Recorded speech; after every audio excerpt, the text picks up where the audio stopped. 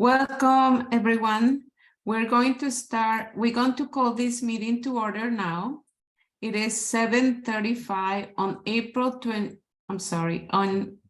May 1st, and this is a public meeting of the City of Portland Police Accountability Commission. We're starting this meeting at unusual time today because from 6:30 to 7:25 p.m., the Commission held an executive session pursuant to ORS 192.660 for the purpose of evaluating potential independent legal counsel candidates. This meeting was open to the members of the Commission, support staff, and facilitators only, as well as media upon request. Once independent legal counsel is selected and has their contract approved, they will begin providing legal support, additional to what the City Attorney's Office provides to the PAC. If the Spanish language interpreters, Ariel and Jose, can please give the information on the Spanish language interpretation. And I don't know if we have here the interpreters or no. I don't see them. They are here. Oh, they're here? Okay. The Spanish are, yeah. Oh, yes, Liz. Liz, por favor, ¿puedes dar la información?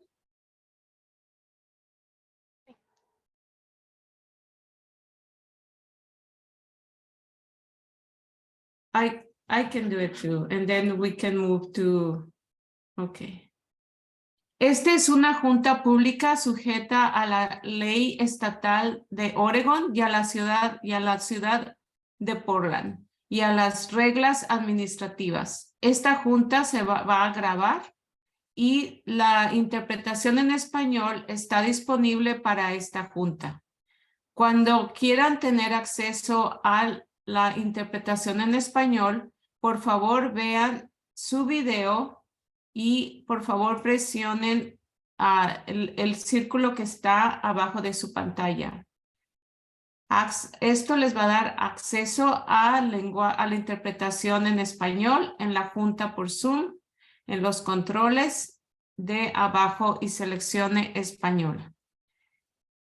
The city also offers ASL interpretation, which is being provided by Mary and Christine. Please pin their video feed to see their interpretation throughout the meeting.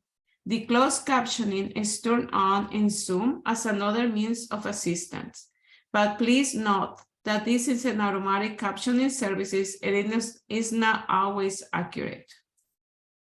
The city supports access to meetings of the Police Accountability Commission and can provide other language support as well. Please email in advance of future public meetings, either as a response to a public meeting notice or directly to policeaccountability@portlandoregon.gov to ask for other access assistance, including interpretation into other languages. This meeting is a public meeting subject to City of Portland Administrative Code and Oregon State Law and is being recorded. For this meeting, the chat function is enabled for commission members to communicate with each other. Members of the public will be able to ask questions using Zoom's Q&A feature as the commissioners are presenting and or discussing things. If attendees have questions, please feel free to submit them through the Q&A. We hope to use this feature to help guide our conversation during the meeting and future meetings agenda topics. We'd like to be clear that no question will be answered during the meeting, but if answered, both the question and answer will be visible to you and will become part of the meeting record. To access this feature, just click the Q&A icon in the middle of the screen. And now I will pass it to the co-chairs for the land acknowledgements. Thank you very much. So the land acknowledgement we use is the one that is on display at City Hall. We acknowledge that the rivers, lakes, streams, and lands of the lower Willamette River rest upon the occupied territories of the Multnomah, Wasco, Cowlitz, Cathlamet, Clackamas, Chinook, Tualatin Kalapuya, Molalla, and many other tribes. We recognize the many villages, traditions, cultures, and relationships that existed along the river since time immemorial. We recognize these tribes stewarded these lands and rivers since time immemorial for future generations. We recognize and undertake responsibility for the destruction of the river and land, of traditional food sources, sacred places, and multifaceted ways of life. We acknowledge the economic and social values that enabled the harm to the river, including systemic racism, classism, and other systems of oppression that perpetuated harm against Black, Indigenous, and immigrant communities along the river. With this acknowledgement, we commit to honoring and learning from the past in working towards a more equitable and sustainable future for the lower Willamette River. We commit to seeking solutions that acknowledge the inequities of past socioeconomic policies and the harm done to people and our relationships to these lands and waters.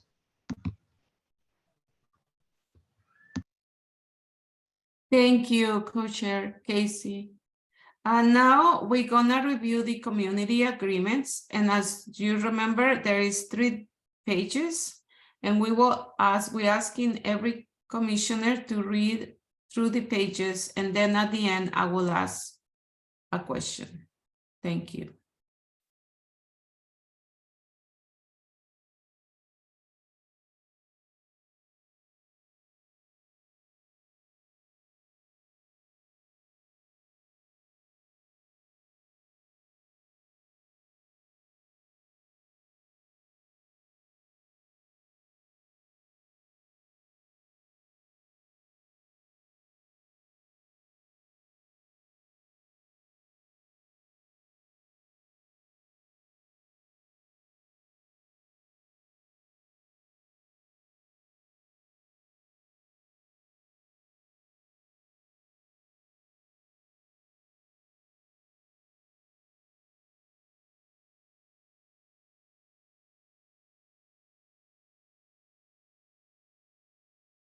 If you notice that a conversation is coming close to violating a community agreement, please call your fellow commission members and gently and with compassion.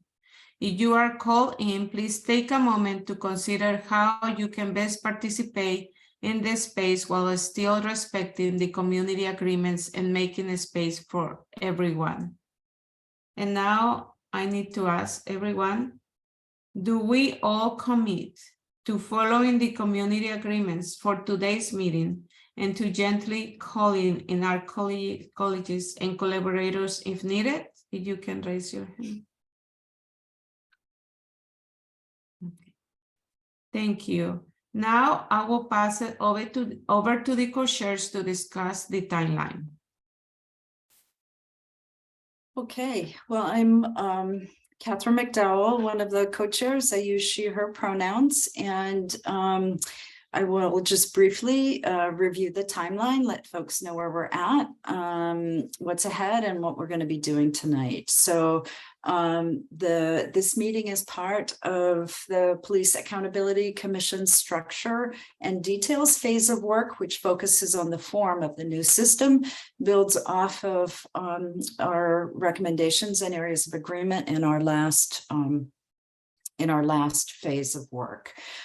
So this phase of work really focuses on the form of the new system. Then we move into our 5th phase of work beginning next week, and that will focus on how our system that we're developing relates to the rest of the system, the existing system in the city of Portland for police accountability, and also into the transition plan, how we get from where we are to where we're going.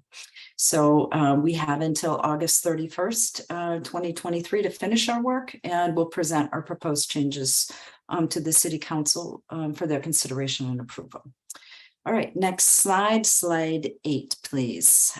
This shows the outcome documents for this phase of work based on the agenda and scope approved by the commission. So we have resolved we've completed the work on item number 3, reporting and transparency. We're working tonight on number 1 and number 2, the areas of agreement on board membership and oversight staff. Next slide, please. This is our project plan, and this basically shows how we've gotten to where we are right now, which is at the very end of the 4th phase of work. We are in the blue box with the red outline, where we will be approving definitions and areas of agreement on board membership and oversight staff. As I say, we have already completed our work on reporting and transparency. Next slide, please. Following today, here are the upcoming meetings of the Police Accountability Commission. There's a few things we'd like to highlight. The full commission will meet this Thursday, May 4th at 6:30, and we will be completing this 4th phase of work, the structure and details phase of our work plan. The next phase of work will begin next week with Monday and Thursday meetings on from 7 to 9. These will be the first meetings of our new subcommittees, of the subcommittee on transition plan. That will be on Tuesday, and then on Thursday, the subcommittee on the broader system. So today's meeting, we'll be continuing our discussion on the draft areas of agreement on board membership. That's where we left off at our last meeting. The PAC is partway through a first pass on this document.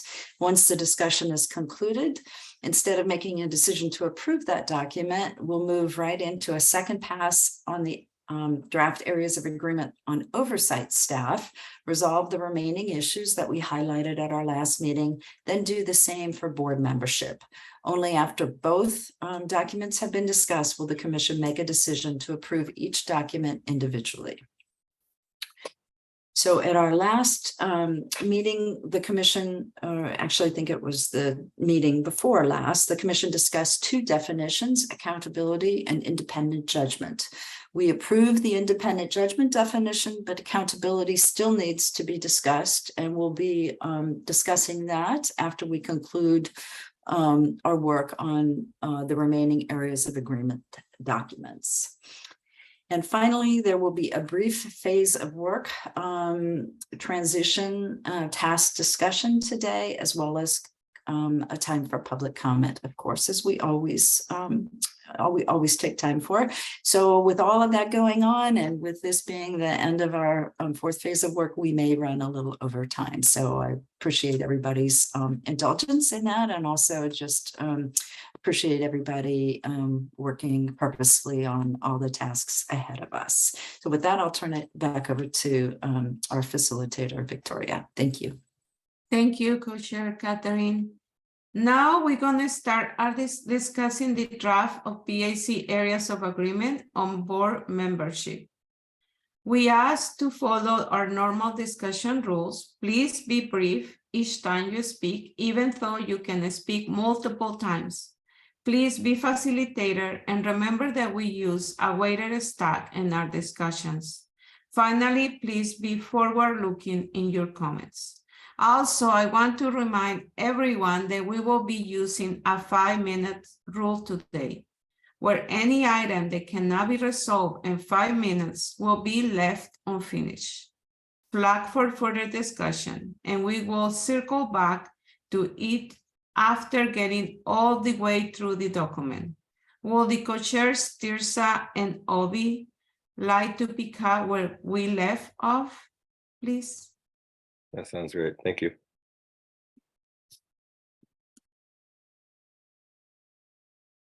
Perfect. We'll just bring up the text when staff's available.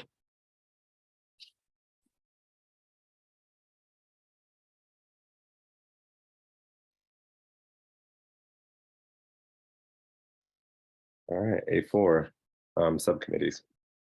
The Oversight Board shall be empowered to create bylaws that allow for the creation, management, and elimination of subcommittees. Subcommittees must include at least 5 full members of the Oversight Board.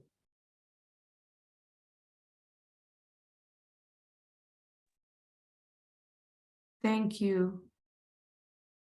Is there any questions or comments? Can we move on? Okay. Thank you. I can do section B, Obi. Thanks, Sue. Thanks, Sue. B, qualifications and selection criteria. B1, makeup of the board.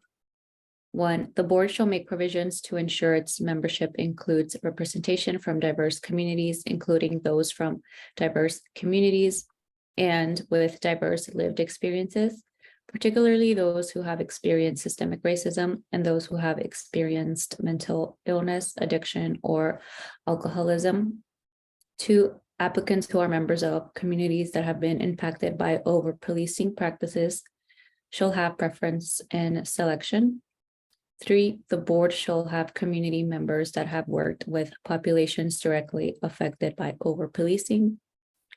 4, the board shall have members who have experience doing community outreach.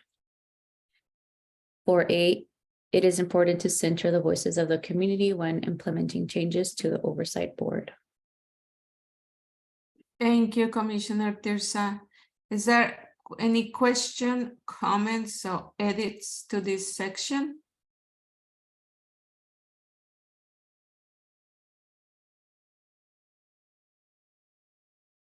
Yes, Co-Chair Catherine? Yeah, I just had a question, and maybe it's addressed elsewhere, but do we have, are we addressing the issue about geographic diversity from within the city of Portland? I know that's come up in just some of our discussions with people we've talked with. It's important to pull from people from all parts of the city. Perhaps that's been addressed somewhere else, but I just wanted to flag that if it hasn't been. Thank you. Oh, yes, I think we will touch that in section C. The next following section. Thank you. Is that sufficient? Okay, thank you. Can we move on?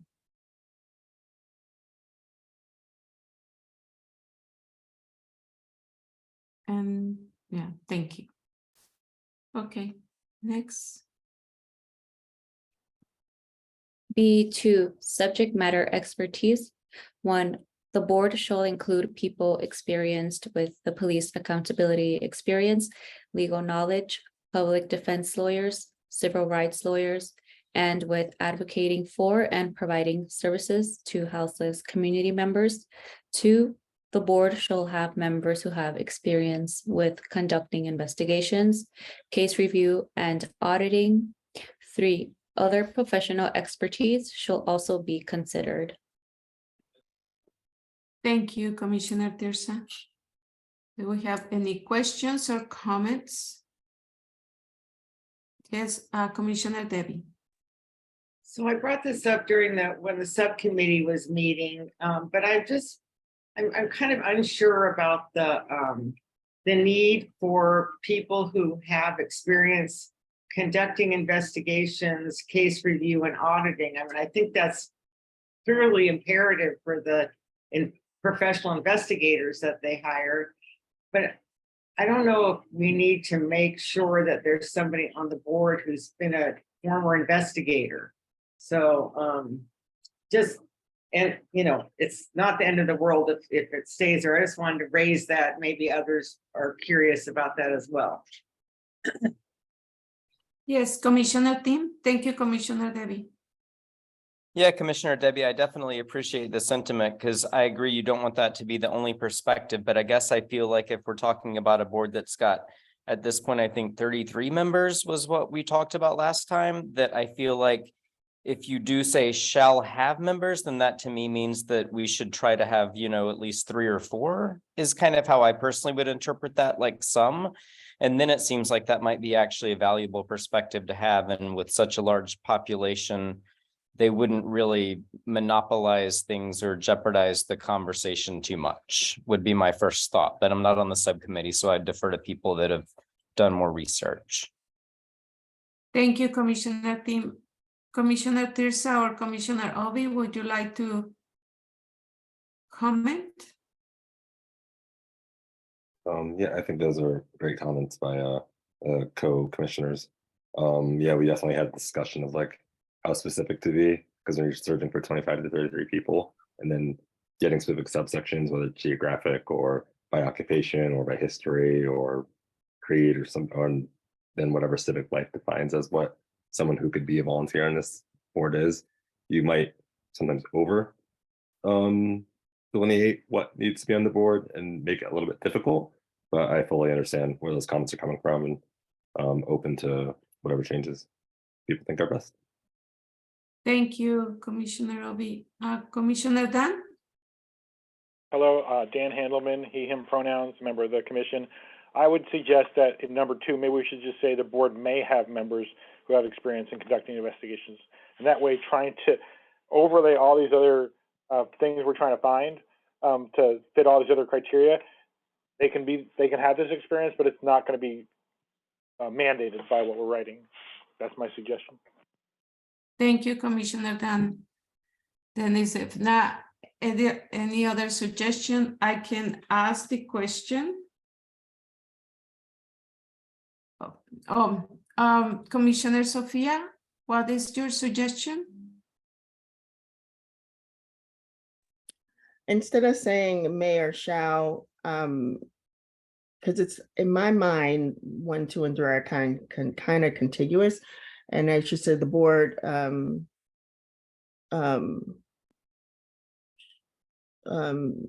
may also include. I'm sorry, with the shall. I'm sorry, I'm getting my words mixed up. It says shall include people with expertise, and then I would say including members who have expertise. I mean, we don't want to have. I think there might be some concern that they're saying you have to have each one of these, and I don't know if that's what we're trying to say. We're just wanting to say that these are the types of experts we want to have on there. We shall have them, but it doesn't mean we have to have each and every one of them all the time. That's my thought. So I was just thinking of rewording it, saying instead of saying the board shall, just say a continuance, including have members who have experience with, and then go from there. Thank you. Thank you. And I want to make sure the staff is clear what is the suggestion of Commissioner Sophia.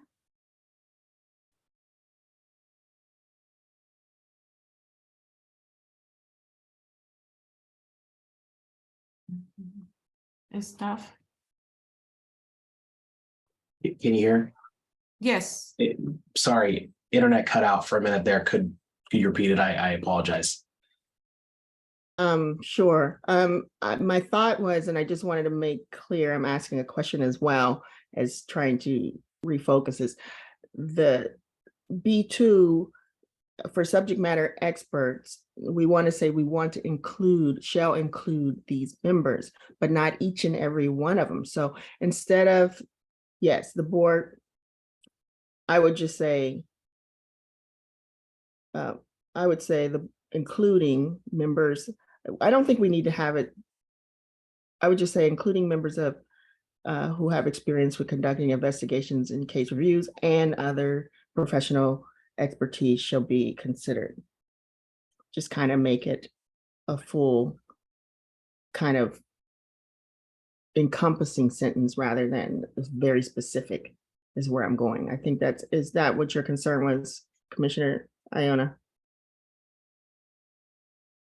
Yeah, you picked up on, my sense that shall include is very prescriptive. And I just wasn't sure that, I think that having that whole array of subject matter expertise as options for people or preferences for people to consider to include makes sense.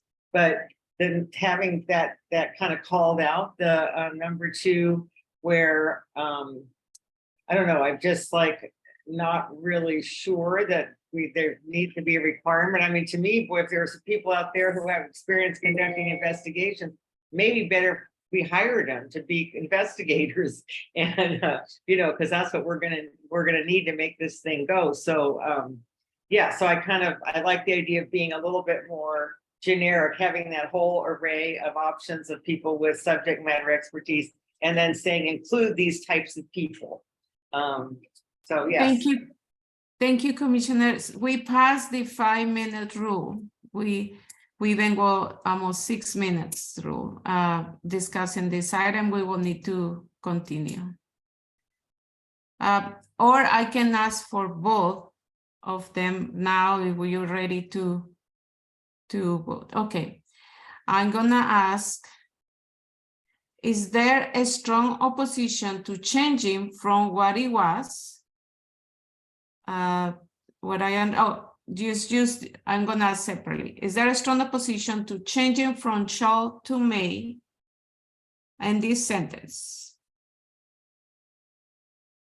Is there a general agreement to changing from shall to the word may in this sentence? Okay, we have approved that one. Now, is there a strong opposition to change it, to add in the word include to this sentence? Is there a general agreement to changing and adding the word include to this sentence? Thank you. Can we move on? Okay, thank you very much. Then this is approved. This section. Okay. B3, restrictions. 1, people currently employed by a law enforcement agency and their immediate family members are not eligible for service on the board. People who were formerly employed by a law enforcement agency are not eligible for service on the board. 2, board members cannot simultaneously be members of any other City of Portland advisory group related to police or policing. Thank you. Is there any comments, questions about this part? Yes, Commissioner Tim?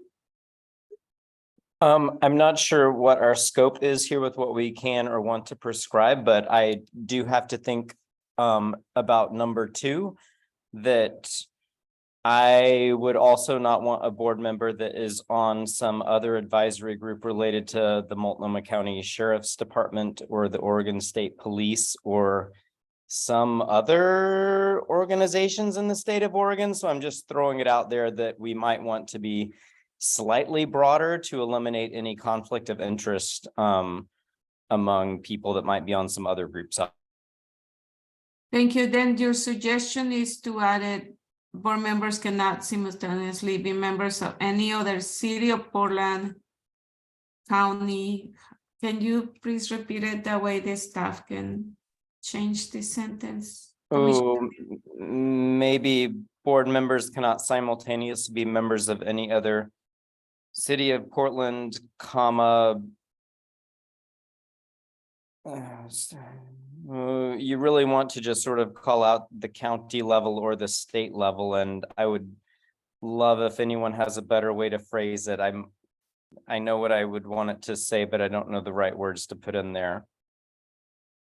Thank you, Commissioner Tim. There's a couple of suggestions in the chat, but also Commissioner Obi, you want to add something, Commissioner?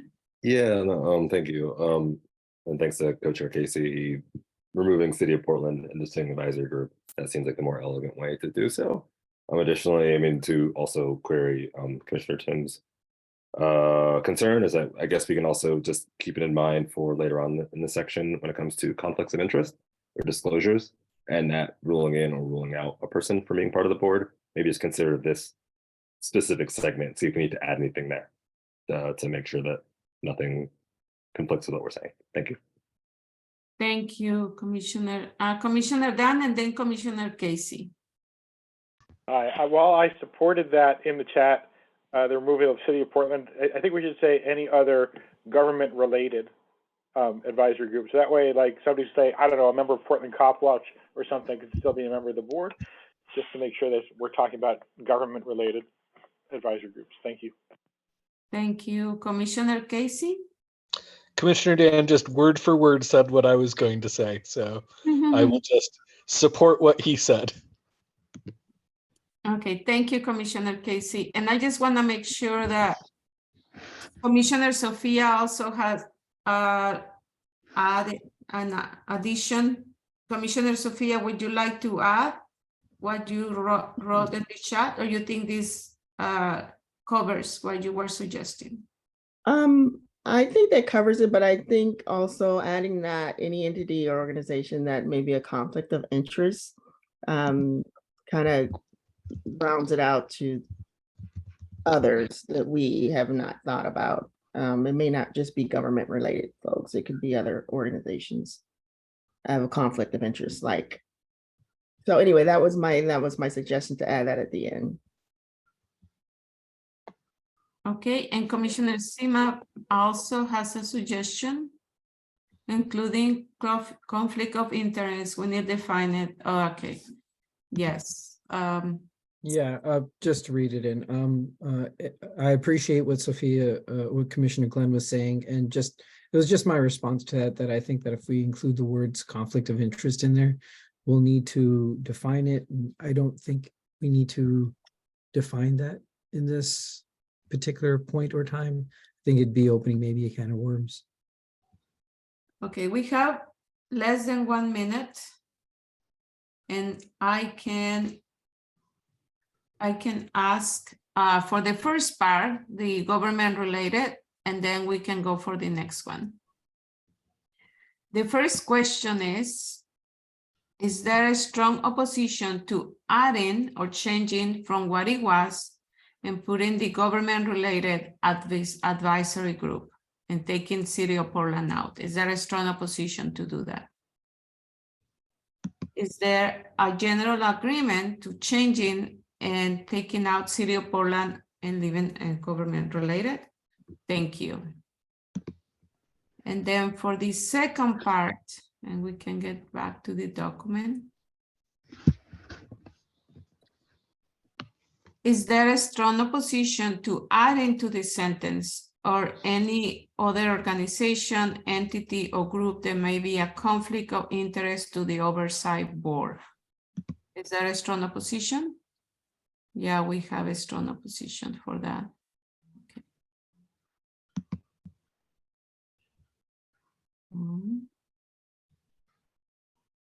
Then should we take a vote, or should we take it out and then move on, because we have only a couple of seconds, or now we need to get back to it? Okay, just we cannot vote, but we can take it out, either consensus, or come back and review that. Would you like to come back to this sentence, or just Commissioner Casey? Sorry, hand was still up from before. Okay. Then I guess we will need to move out and come back. Thank you. C, recruitment and appointment process, including representation.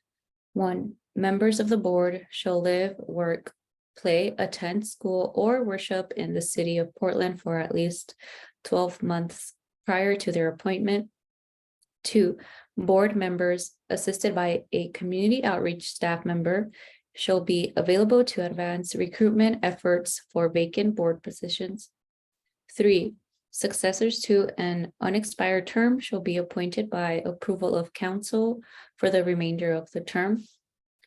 4, recruitment efforts for the board should include, but not be limited to, free or paid advertisements on television, radio, print, or digital media directed at the eligible public. Recruitment information should clearly state that these are not police bureau or full-time City of Portland positions. 5, at minimum, staff shall solicit applications to fill vacancies in the board's membership with help from the Office of Equity and Human Rights, the Office of Community and Civic Life, neighborhood coalition offices, mayor and council offices, other police-focused advisory committees, community.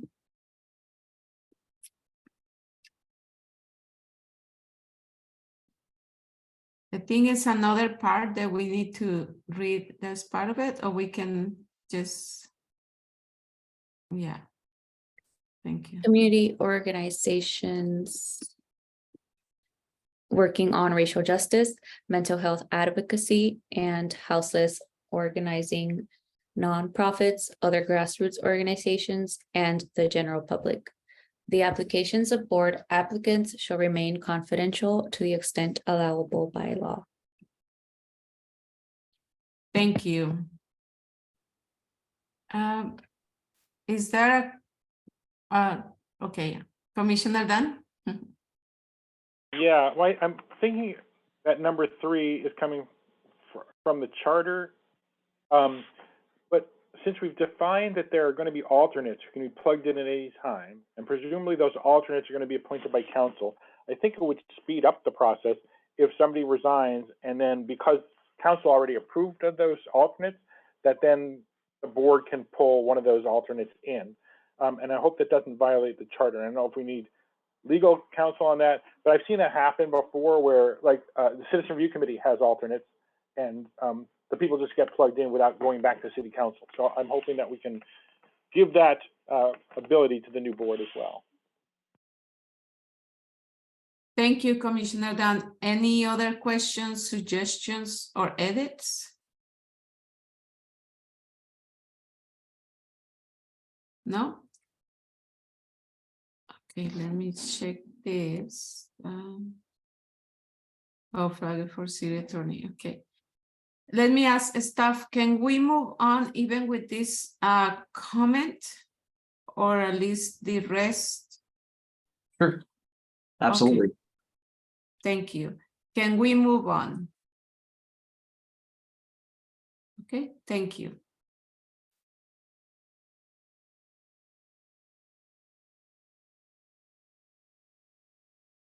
Six, the board may create a nominating committee to refer applicants for board membership to the city council for appointing.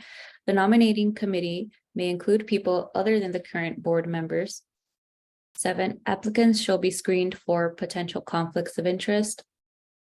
8, the board's members shall be appointed by city council. The mayor, while not directly voting for the appointment of nominees, can forward any suggestions or concerns to the city council. And 9, council shall review applications of nominees to the board and vote whether to approve each appointment within 45 days of receiving the nomination. Thank you. Is there any comments, questions? Oh, yes, staff? Yeah, thank you. Just wanted to highlight the comment on the right. So Deputy City Attorney clarified that the mayor is currently a voting member of council, so that the differentiation didn't immediately make sense. But the portion, most of the time that this board will exist will be after January 1st, 2025, and therefore will include a different structure of government as per the charter amendment, which passed in November 2022. So the portion that may exist prior to January 1st, 2025 is going to be addressed in the transition plan portion in the next phase. So this, in the sort of concern that was raised, will be addressed in the next phase, and therefore it was put in the garden plot. So just wanted to clarify why that is the case for anyone who's listening or concerned about how that works. The part where the appointments that will occur while the mayor is a voting member of council will be addressed in the next phase of work. Thank you. Thank you, staff. Co-chair Casey? Yeah, I think Samir maybe got to everything I was going to say, but I just wanted to reiterate, we discussed that briefly in subcommittee, and it was made clear that the intention of all the subcommittee members was just that be trued up with the changes that are made in the charter review or the charter reform process. That was not sort of a specific exclusion of the mayor from direct voting, but just an intention to make sure that whatever system we are putting in place comports with the new system. Thank you.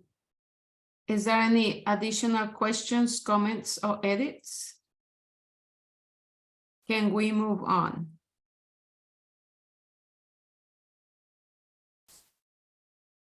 I see the majority of the commissioners saying, okay, thank you. Co-chairs, if you would like to explain while we're scrolling past. Yeah, we expect that this section that we just scrolled past is going to be one with a lot of discussion. So we'd like to preferably go through the rest of it and then come back to that. I'm gonna have a big discussion on it, okay? But we will. All right, and I'll continue on with E, onboarding process and training. After council appointment, members and alternates shall go through both training organized by staff and peer training with more experienced members. Number 1, training organized by staff may be delivered by staff and or by experts and affected parties. Topics shall include, at minimum, A, city training applicable to all members of city advisory groups. B, training on public meetings and public records. C, training about the Portland Police Bureau, including history. D, training about the Oversight Board and staff, including history. E, training about the Oversight Board's internal structure, including its bylaws and other internal processes. F, training about civilian oversight of law enforcement. G, training about local history of over-policing, including geographically specific training. H, paperwork necessary to ensure access to city resources, including compensation and other support services. Thank you, Commissioner Obi. Is there questions, comments?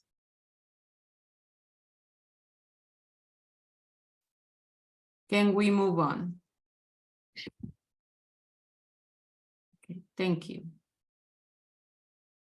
Okay. Number 2, peer training. Appointees shall be assigned to one or more current full board members for peer training. B, the Oversight Board shall establish a list of responsibilities and topics to be covered during peer training. And 3, the Oversight Board shall review its own training structures and curriculum and is empowered to revise these on a regular basis. Is there any questions, comments, or edits? Can we move on? And I will ask the commissioners that are not on camera if they can show their hands or show their camera just to see if we can move on. Yeah, thank you. Okay, next.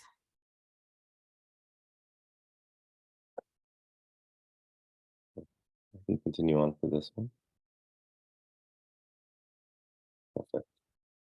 F, term lengths and renewability. Number 1, members of the Oversight Board shall serve terms of 3 years. Do you want to actually stop here and? Okay, it's up to you. I can ask. Yeah, Is I'll there- read it. Yeah, perfect. Yeah. Okay. Is there any questions, comments, or edits? Can we move on? Okay. Number 2, the Oversight Board shall serve staggered terms. A, new members can be onboarded by existing members. B, the work of existing members is not interrupted as 1/3 of the members will onboard while 2/3 will continue to serve their terms. Thank you, Commissioner Obi. Is there any questions, edits, or comments? Yes, Commissioner Catherine, Co-Chair Catherine, and then Commissioner Obi. So my question is just, maybe this gets addressed during the transition process, but how does that work initially?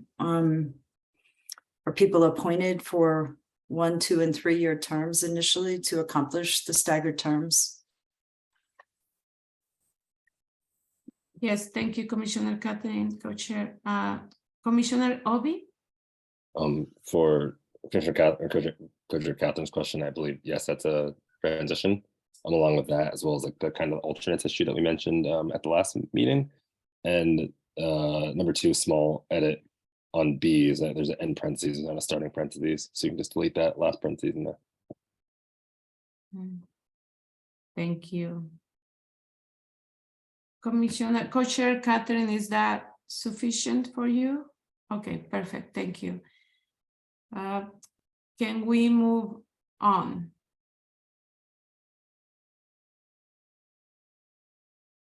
Okay, thank you. Okay, number 3, thanks. Thanks, Anna.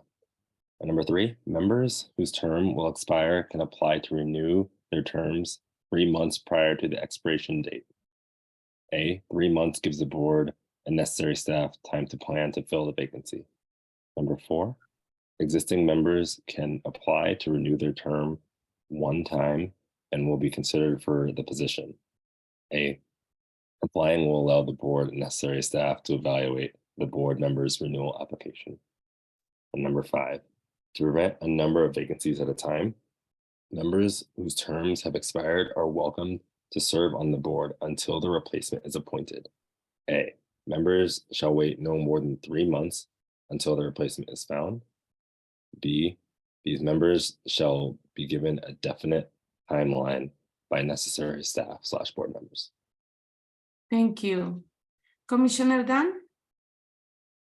Hi, yeah, I remember there was a discussion at the subcommittee. I was not on the subcommittee, but about the one reapplication and making sure to have people who have long-term knowledge to stay on there. And I pointed out in the chat, I guess, or the Q&A or my public comments, that there is a member of the Citizen Review Committee right now who's in their 9th year of serving. And I think the concern was that there's a rule in the city, which kind of arbitrary, that says you can't serve more than 8 years on any advisory board. My suggestion is that we say that people can renew twice, and then if for some reason that rule overrides a person serving a full 9 years, then there's a process to fill that seat in the last year if need be. But I think it would be a good idea to have people who can stay on for as long as reasonably possible, for up to 8 or 9 years. So my suggestion is to say they can reapply twice.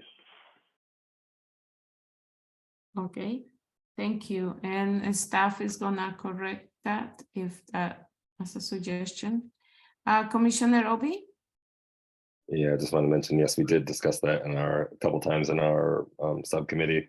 And yeah, there's that 8 to 9 year rule is what we were trying to get at. So if that gonna just give us a little bit more insight, but in my opinion, I'm in agreement with institutional knowledge. I think a 6-year term and a 9-year, people there for 6 years and 9 years would be beneficial. Thank you. Is that, Commissioner Sophia? I just wanted to, I know there's a lot of discussion on it. I cannot remember the details. But there was a comment from someone in the public to say, and then to get to that 8 years, 3, 6, and there would be a 2-year term. If they wanted to renew again, it would only be for 2 years. And I would make that suggestion if we want to be able to maximize what the rules are. So renewal one time, that will be 6 years, and possibly in a possible 2-year final term as instead of having twice, because that goes beyond the rules. At least the current rules of 8 years. Thank you.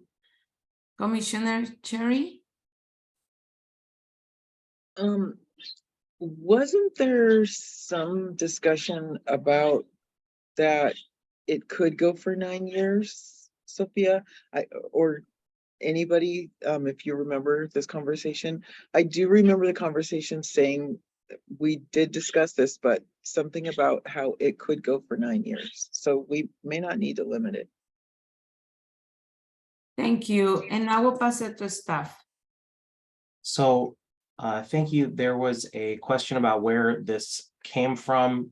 Civic Life was asked by council to develop a series of different binding city policies around advisory bodies. It's explicitly written as a binding city policy that there's an 8-year term. We would be unable to speak as PAC staff to the specifics of a particular volunteer appointment to another group that is outside of the PAC. So can't speak to that particular circumstance, but with relation to that, it's written down as members may serve any number of terms not to exceed 8 years of total consecutive service. We'll drop that as well as the link in the chat. But there's a there's that's where it comes from, and to what degree that's something that the PAC can propose changing is something that we'd probably need to ask for legal guidance on. Just I think the different levels of law is not something that your staff is not lawyers, so we should try to get someone who is to answer that. Thanks. Okay, we have around 30 seconds. I'm gonna ask for the first part of Commissioner Dan, if you can contribute Well, in you may be- 30 seconds. Yeah, you may be getting to what I'm getting at, but I think having a 2-year term where we're supposed to be having staggered terms will confuse things. So we can vote on these separately. I'd be happy. Thank you. Okay, I'm gonna ask the first part separately. Is there a strong opposition to changing and adding the word twice in number 4? Is there a general agreement to changing and adding the word, yes, twice and the number 4, general agreement? Okay, thank you. And for the second part, I'm sorry, could you do that one more time just for the is there general agreement to changing and adding the word twice and number 4? Can you show your hands if you agree to it? Good. And then for the second part, is there a strong opposition to changing and adding with a 2-year final term to number 4? Oh yeah, because it's a strong opposition for a couple of the members, we will need to review that and go back to discussing number 4. And can we move on number 3, 5, and 6? I think we did 6 too, right? I'm sorry, we did not do 6. Okay, well, we did 5, yes. And 3 and 5, can we move on on 3 and 5?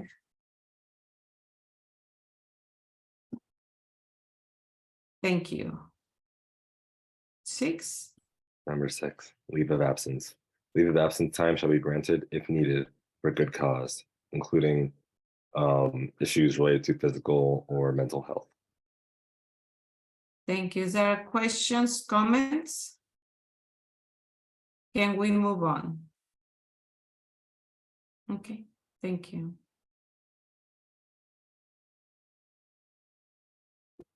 G, removal requirements and process.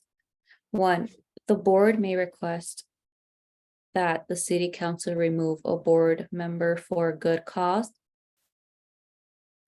I'm sorry, Commissioner Tirsa, let me, Commissioner Cherry has her hand raised. Is that, do you have any question or not? Okay, continue, thank you. 1A, good cause for removal includes 1, unexcused absences, 2, excessive excused absences. Excused absences include unforeseen events, health reasons, being out of town, or missed meetings due to conflicts of interest. 3, major undisclosed conflicts of interest. 4, loss of eligibility, such as moving away from the city of Portland. 5, unmet minimum participation or workload requirement. 6, breach of confidentiality. 7, inactivity in board activities, including subcommittee work or hearing appeals, misconduct, or due process panel participation. 8, failure to complete mandatory training. And 9, misconduct such as harassment, discrimination, and retaliation. Thank you, Commissioner Tirsa. Is there any questions, comments, or edits? Commissioner Sima and then Commissioner Sophia. Yeah, I thought that such as, I'm sorry, in one of the loss of eligibility, such as in Roman numeral 4, loss of eligibility, such as moving away from the city of Portland, such as, but it not being, right? Because I think earlier when we were speaking, living in the city of Portland is one of many reasons to be part of this board, but yeah, thanks, Samir. So robotic with it, man. Yeah, so but they can live, work, play, attend school, worship in the city of Portland, so including those. So I just want to be able to make sure that that language that we're utilizing down there really stands out, as to not have it be limiting and or eliminating that if you don't live in the city of Portland. Because even when I joined on this commission, I didn't live in the city of Portland. Maybe remove the parenthetical clause in total.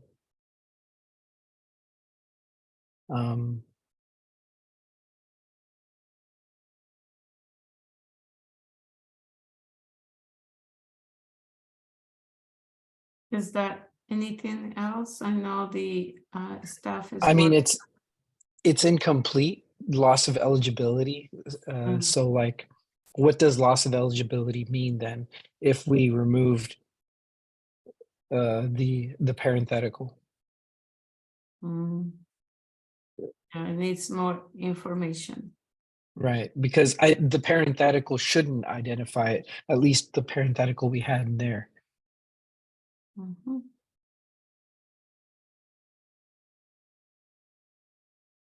Okay, thank you, Commissioner Sima. And I will pass it to Commissioner Sophia and then Commissioner Obi and then staff, unless the staff needs to talk first before the commissioners. No? Okay, Commissioner Sophia and Commissioner Obi. Okay, thank you. I wanted to see the footnote 24. I didn't remember what the footnote were. Was it number 8? Number 8. I just wanted to make sure we had discussed about some limits on how long people have to do that training, and I didn't remember seeing it. So it says a failure to complete training within whatever the specified time is. I don't know if we talked about that. Is that what that is, city code? Oh, that was about, okay, no, that's not what I was going. So can we go back to the removal for training within, I guess I should say, specified time? And I don't know what time, did we come up with a time for that or not? I don't remember. We were just saying, you don't want to just have people just doing training, saying you didn't do the training and it's a year later, right? So we want to make sure people do training within, I don't know, I'm just trying it now. I'm thinking off cuff, something that might be reasonable. Is there something in there? Let me see if we can find it. Oh, okay. Okay. I'm sorry, I'm watching him put that on there and I'm wondering if he was working on mine. I think, I don't know, 3 months, I don't know of appointment. I'm just thinking to make it more specific, so that we don't have folks, you know, just not completing the training for a year and they're like, well, nobody said when I had to have it done. So anyway, I would just say 3 months of appointment or something of that nature. That's Commissioner Monica, I'm sorry, Commissioner Sophia, Commissioner Monica is answer what you asked, but then they will put within 3 months. I think Commissioner, yeah, you were saying 6 months, that was mentioned before. Thank you. We have a minute for keep discussing on this, and I will pass it to staff. Yeah, sorry, the comment that we were gonna make, I've been typing, so didn't take the hand on, is that referencing section C1 would be the easy way to solve that. So there's a proposed change to do that. Don't need to, nothing else to add. Okay, thank you. I'm gonna ask, can I ask for the whole, or I need to, let me ask separately. Number 4 and then number 8.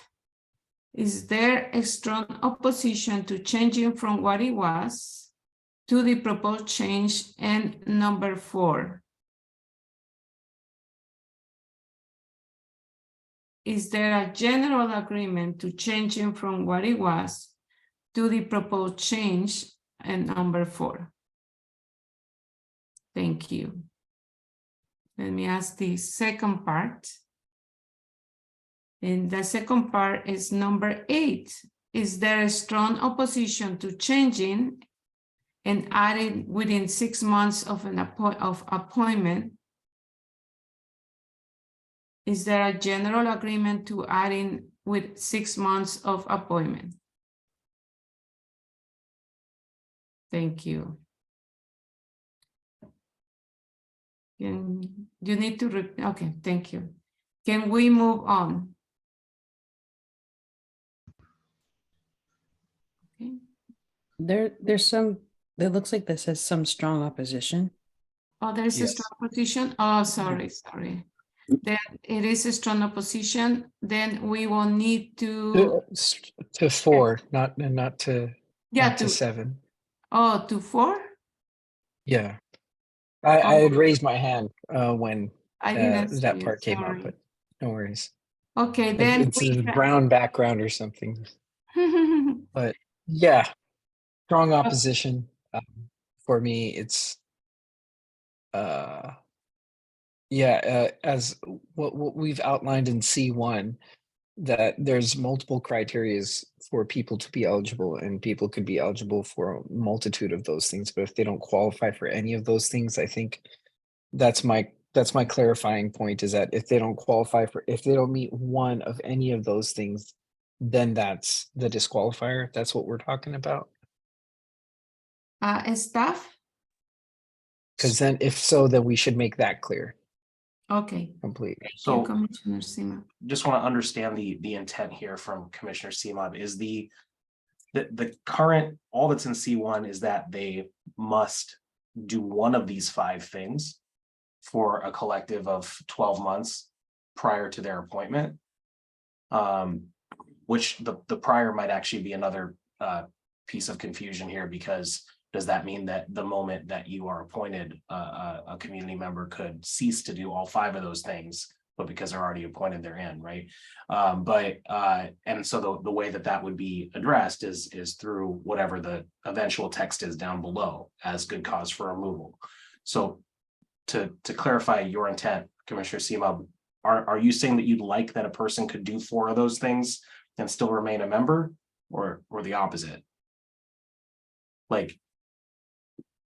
what are you hoping constitutes a loss of eligibility here as it relates to C1? Right. I mean, they would have to meet at least one need is what I'm thinking. But if they don't meet any of those needs, then I guess that's what would qualify as not. But like if somebody's employment was transferred from the city of Portland to like a neighboring city or something like that, but they maintain their residency. So they're maintaining their residency outside, or I don't know. I'm sorry. I feel like I'm not being as clear as I should be with this either. Something's bothering me about it. It might be just me. Loss of eligibility as outlined in C1. C1, basically C1 is saying what is eligible. So I think loss of eligibility, we should be a lot more clear about like what the exact nature of loss of eligibility is, rather than just saying loss of eligibility and referring to C1 where what eligibility is. I think I'm looking for more of like being direct as to what exactly is a complete loss of eligibility in relation to C1. Thank you, Commissioner Sima. And unfortunate, because we passed like 6-7 minutes, we have to move on. Sorry for doing that to us. It's okay. And let me ask again on 8, and I'm sorry I didn't see you, and now I'm gonna be more. I'm gonna ask for number 8, and there is strong opposition to changing from what it was and adding within 6 months of appointment to number 8. Sophia has a strong opposition. Okay, then we will have to move on because we did it and come back to this. Thank you. Let's move on.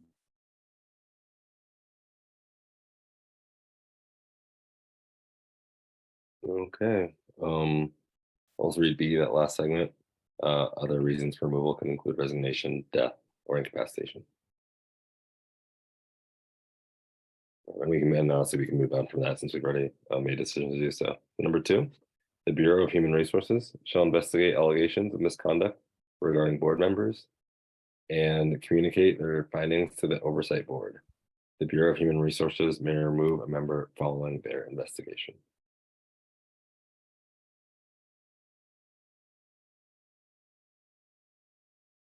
And is there questions, comments, or edits to this section?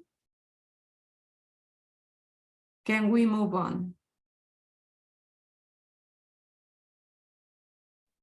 Read this too. Number 3, removal of a board member prior to the end of their term requires a vote of City Council or decision of the Bureau of Human Resources. And number 4, a board member seeking public office shall resign their seat at the time they announce their candidacy or file their petitions, whichever happens first. The individual can choose to apply for the board if they no longer run for office or end their terms in government. Thank you. Is there any questions, comments? Yes, Commissioner Co-Chair Catherine. Yeah, just a quick question. Is the only time the Bureau of Human Resources can remove a board member is if it investigates misconduct, and that's substantiated as you describe in number 2? I believe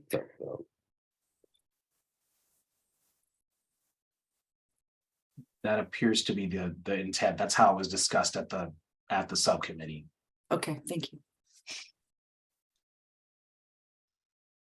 Commissioner, no, okay. Is there any, yes, staff? Yeah, to clarify, Co-Chair Obi, the term in government, that's designed to, the intent there was elective office, right? elected office is the more appropriate term. Yeah, if the person succeeds in what they run for. Could that be considered a typographical change more than a substantive change at that point? I think so. I think that's pretty well understood. This is grab right opinion.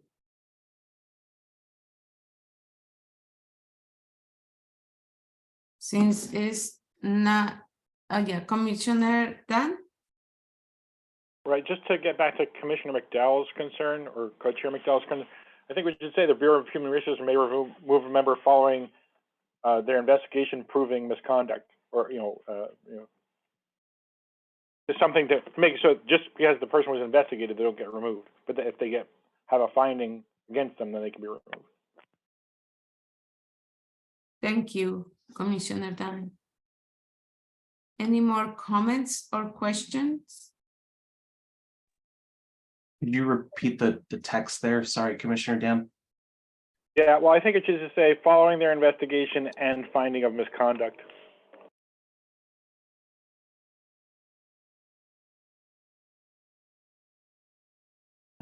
There is a comment in the chat. There's a couple of them. Yeah, thank you. But I see all the comments. Is the one that we passed and we No, said, what will be is there done one in the more? meantime, Oh, thank you. Sophia, from Commissioner Sophia. Commissioner Sophia, can you tell us what would you add in number 2 or 3 or 4, please?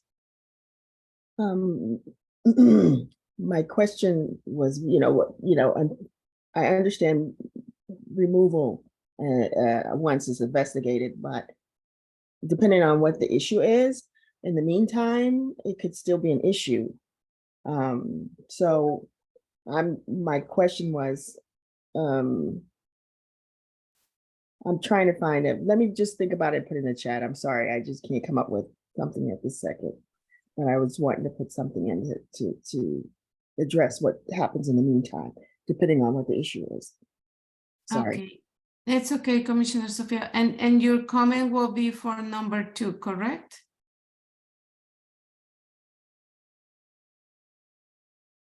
Yes, thank you. And thank you, Facilitator Ayomide, for bringing this to my attention. Thank you very much. Okay. I know there is a couple conversations on the chat, and it will be good if also you bring it to the attention. That way staff can make the changes, or maybe we know if there is like here a question. But since there is no comments in number 3, can we, we can, because we're waiting for number 2 for Commissioner Sophia to bring some information, changes of the language in number 2. We can either, I can ask for number 3, we can move on. Okay. Okay, then let's do number 2. Is there a strong opposition to changing from what it was and adding and finding of misconduct as the proposed change? Let me check. Commissioner Sophia, you have a strong opposition. Okay, then let me ask for number. Okay, we will come. Okay, is for the number 3. Can we move on? Just the number 3. Okay. Now I'm gonna ask for number 4. Is there a strong opposition to changing? Facilitator Victoria, Yes. typographical, no need to ask for this one. Okay, then can we move on number 4? Thank you. And we will come back to number 3 and the second when we have more time. Okay. Okay, H, internal process, including quorum.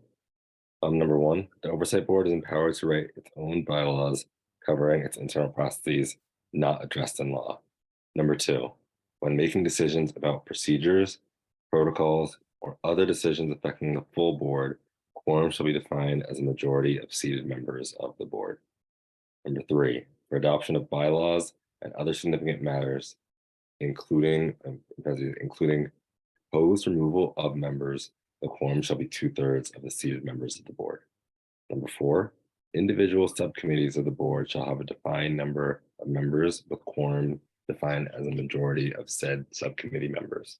And number 5, quorum for panels of the board shall be a majority of the members of the panel. Thank you. Is there comment, questions? Can we move on? Okay, thank you. So that is the end of the document. I'm going to circle back up to section D. And I know that co-chairs had some information to share up front on that too. Okay. Yeah, so D, we're gonna maybe place through this conversation so we can get it through. Before starting, I'm gonna take a look at like how we got to this point. With the help of the city attorney, we kind of figured how to fairly and appropriately compensate a board member. We decided against, or we have proposed against being a full-time employee. I'm also proposed against contractors just because some of the difficulties for that specific subsection. So it ends up that we end up with volunteers, and some of the statements made are what constitutes a volunteer, and then what is legally allowed to be given to a volunteer of a advisory group of this nature. So some of the wording kind of goes along with that. So we will get started. D, member support and compensation. D1, support for individual board members. A, the oversight board will be a unique type of volunteer service, different from most volunteer boards, committees, and commissions. Individual members shall face unique challenges, including time commitment, exposure to trauma, and risks to privacy and safety associated with their service. The board shall create systems supporting and protecting individual members.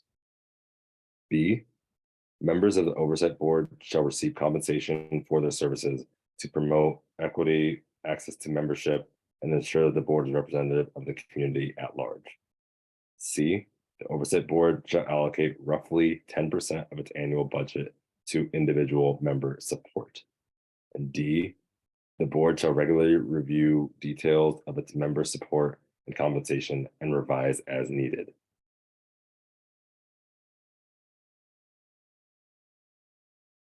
Because the time we're gonna read all D and then come back for comments and questions. Okay, I'll blitz through, guys.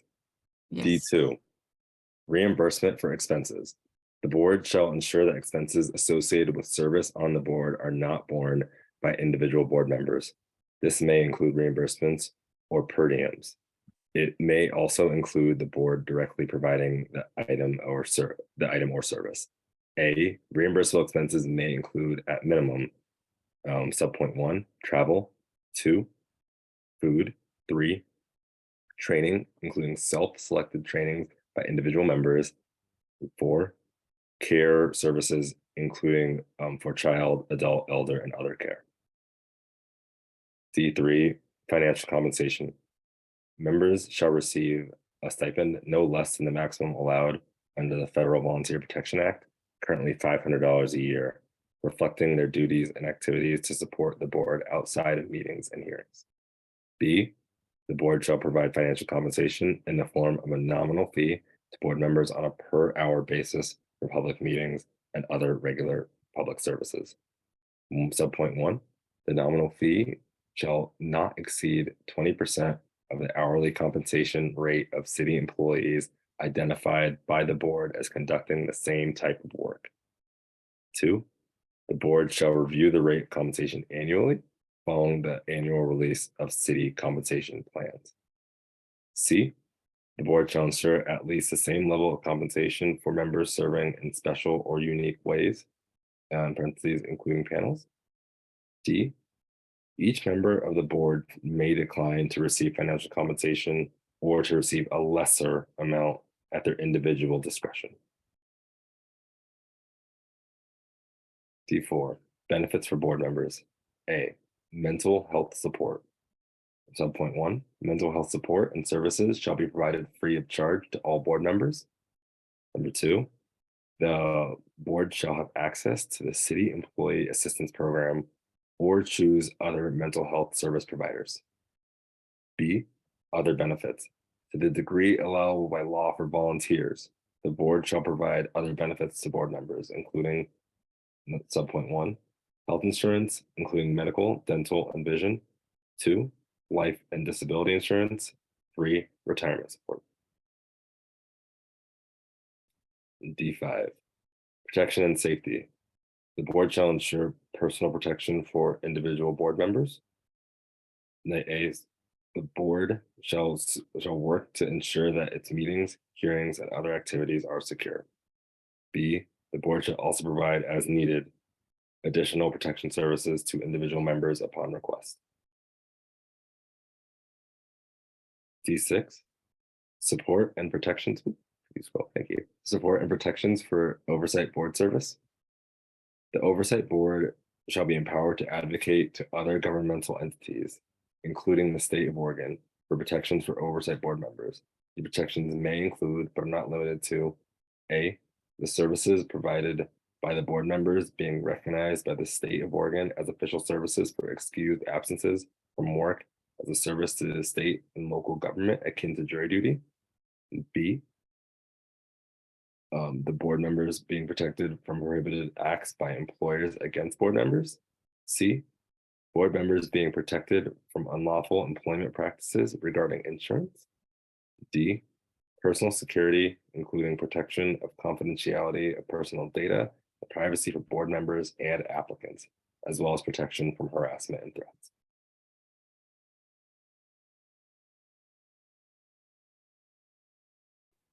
Thank you. Is that the whole D section? Yes. Okay. Then we can go back to D1. And I need to see if there are any questions or comments in D1.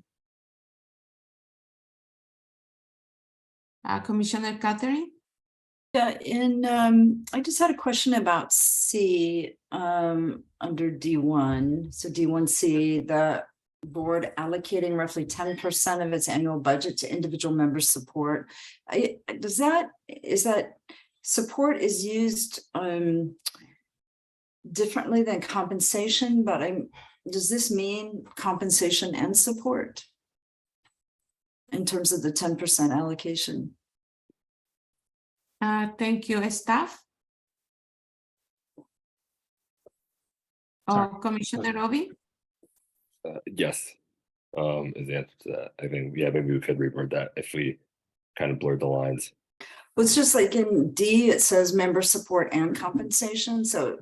So I think if we're gonna, it seems like support is some of the more, I want to say intangible proposals, but whereas compensation is what it says. So do we just want to say individual board member compensation and support? Is that what would that be accurate?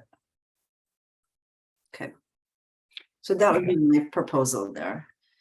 Okay, and on C, So C, we would say individual, and then I think it's important to say board member, just so Board we know member. what we're talking about. So board member support or compensation and support, or yeah, that's fine. thank you, Commissioner Catherine. Commissioner Sophia? I just wanted to ask, my thought, I'm sorry, my voice is going.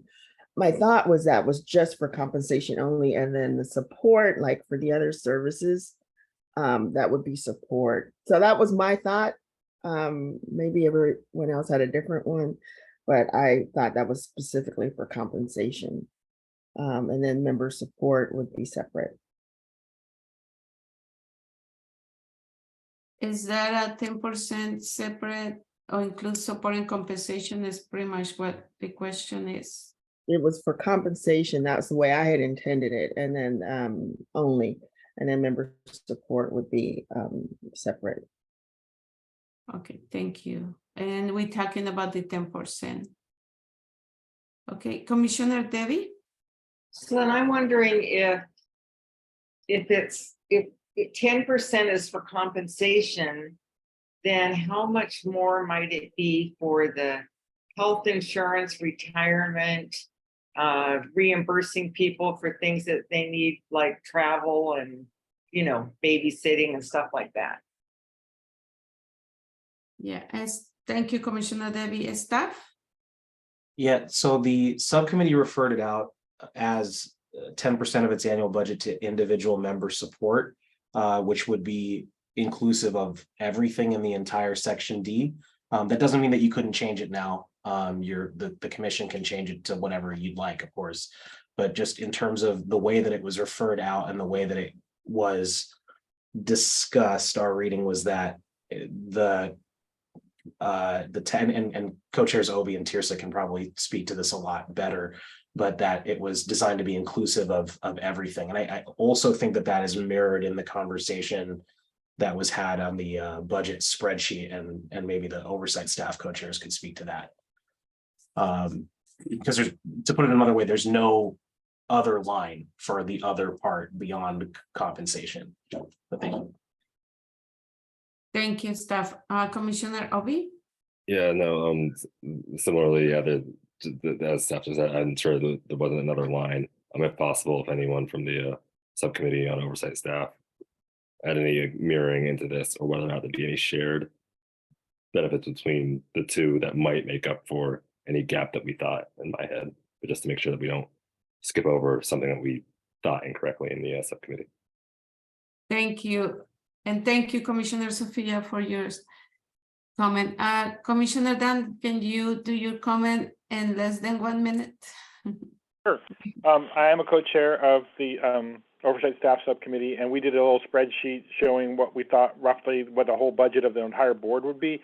And roughed out, I think it was somewhere at 11 or 12%, not much more than 10%, for both the compensation at the rate we're talking about, which is 20% of a equivalent job, and the things that are currently described as benefits, but I don't know if that's a correct word for people who are volunteers. So I think you should leave the roughly 10% number as it is. Thanks. Thank you. I'm gonna ask about the whole D1. Is there a strong opposition to changing from what it was to the proposed change? Is there a general agreement to changing from what it was to the proposed change? Thank you. Can we move on? Okay. D2. Is there comment, questions? Can we move on? Oh, I'm sorry, Commissioner Debbie, you have questions? I have a question about the self-selected trainings. So does that mean that if you just wanted to go and take a class somewhere, then you could build the program? Or would you want to build in some approval process or something like that? And then the other thing I was thinking about was, you know how, and this may not be necessary to put in here, but you know how for this board, if you didn't have the technology, the right computer, whatever, the city would help you with that. And so I was wondering if we wanted to add technology services to this this list right here. And it's probably not necessary, but I just thought it's something that seems like it's a challenge for some people, and it's kind of nice to know that the city can help with that if necessary. Thank you, Commissioner Debbie. I will pass it to Co-Chair Obi and then Commissioner Dan. Yeah, thank you, Commissioner Debbie. Yeah, technology support 5, completely agree with. And then the self-selected trainings, I think we had discussed, and specifically Commissioner Casey was talking about, some things might not be great in regards to training. So I think the self-selection was based on actually a document that you might have forwarded on to us. Can you do a specific diversity training? Can you do a police ride along or something? And not wanting to pigeonhole a specific criteria for people, but yeah, that's where it came from. And yeah, maybe it could be something that's under review. So I think refining number 3, say board approved or blank approved self-selected trainings. Okay, then your suggestion is including board approved self-selected trainings. Okay, thank you very much. Commissioner Dan? So this may be answered by the opening paragraph about per diems, but if there are commission members who can't afford the child care in the first place, they can't pay for it and then be reimbursed. So is there a way for us to phrase it so that the money can be paid up front to cover their expenses rather than just saying it's reimbursed, because that's the language that exists right now under D2A?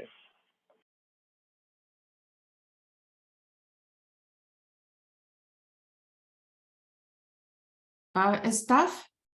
Yeah, I'm sorry in advance to put you on the spot here, but Deputy City Attorney Ames may be able to clarify if per diems covers that, because I think that is what it's supposed to mean, but the language, my understanding was that the subcommittee mirrored the language in the legal guidance, and so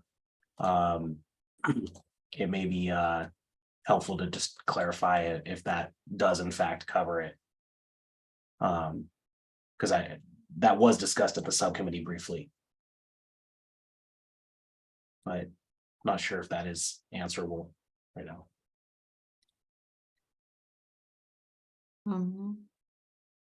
Yes, Sarah Ames. Hi, this is Sarah Ames, and per diems traditionally cover food expenses. They don't traditionally cover care services, childcare services, so I would have to look into that.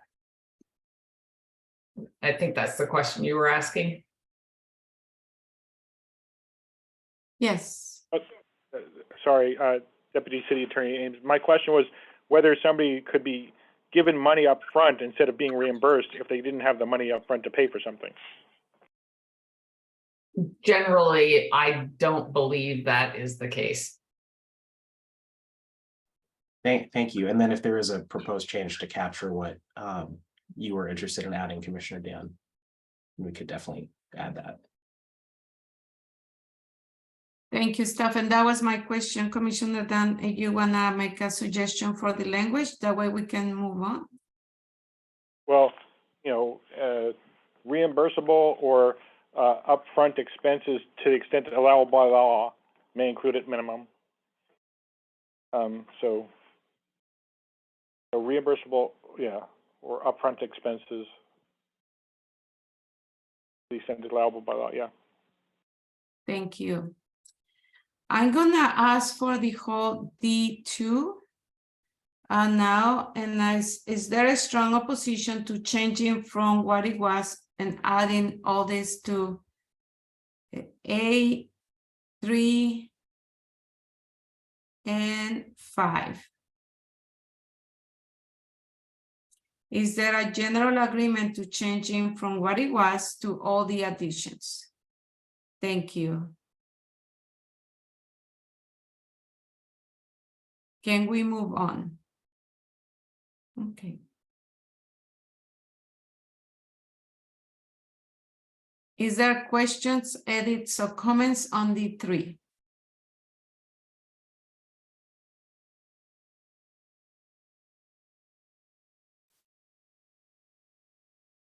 Can we move on? Oh, Commissioner Dan? I'm sorry. So I saw in the chat that the staff said that 20% means that the hourly compensation rate of the board members has to be 20% of the hourly rate of the staff. That's not how I understood that calculation to be made. I thought it meant that they couldn't cumulatively end up with reimbursements that were equal over time to more than 20% of what the salary would be. It really seems like, you know, if generally a person makes $50 an hour and then we're compensating board members at $10 an hour, that just doesn't seem right or just. It seems like it should be the way that I was describing it, and I don't know if there's a legal issue with that. Are people following what I'm saying? So, like, they can make up. So, let's say somebody makes $100,000 a year, so the board members can make up to $20,000 a year. But the way that this is described right now, they have to make that in $10 an hour increments instead of once they're $50 an hour increments add up to $20,000, then they can't be reimbursed anymore, which is, I think, a better way to look at it, or more equitable way to look at it. Thank you, Commissioner Dan. Do you have a suggestion or any of these items? Well, I think we just need clarification from legal counsel about whether it means the hourly rate is 20% or the cumulative, compensation is 20%. Thank you.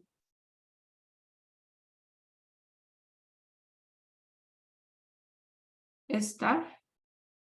I don't have an answer to that, but I think perhaps Deputy City Attorney Sarah Ames might.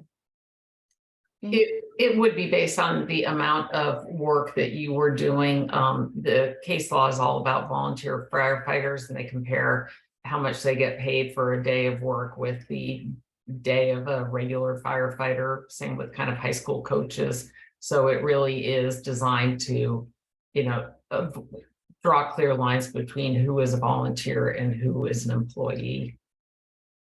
And the 20% is a rule of thumb that has been found acceptable in the case law. So to clarify. Yes, so it is more by hour or time worked. It's not by, you get paid the full rate as Dan would suggest until you get to the cap of the salary. And to clarify the risk of hypothetically doing the 50 dollar in that example would be that the person receiving that would not be considered a volunteer any longer. Is that correct?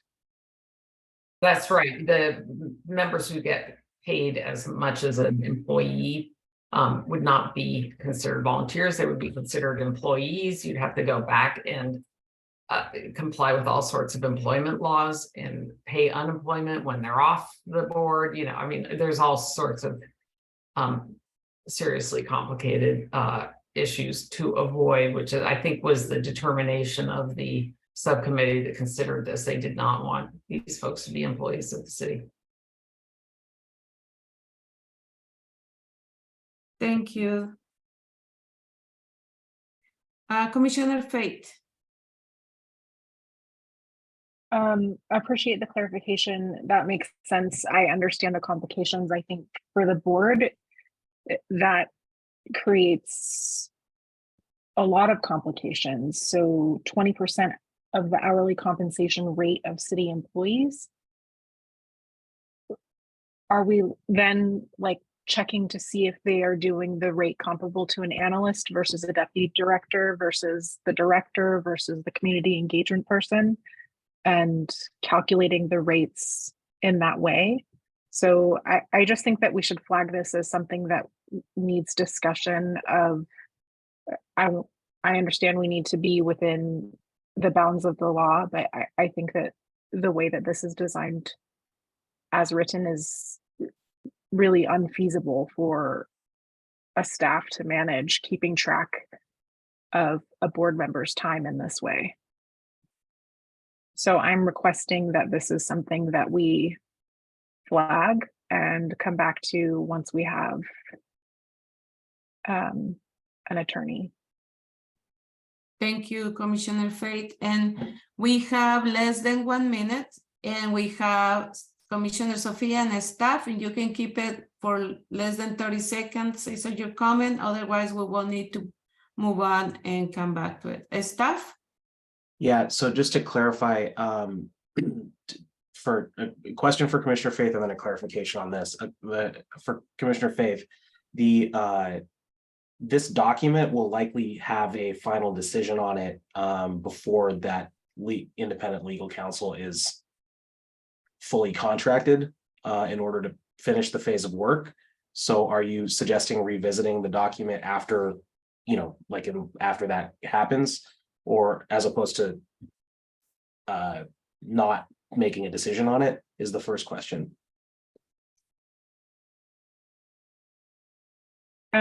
I guess, thank you, that's helpful. I think that we should write this as we want it. And I guess I would say this is not the way that I would want it written.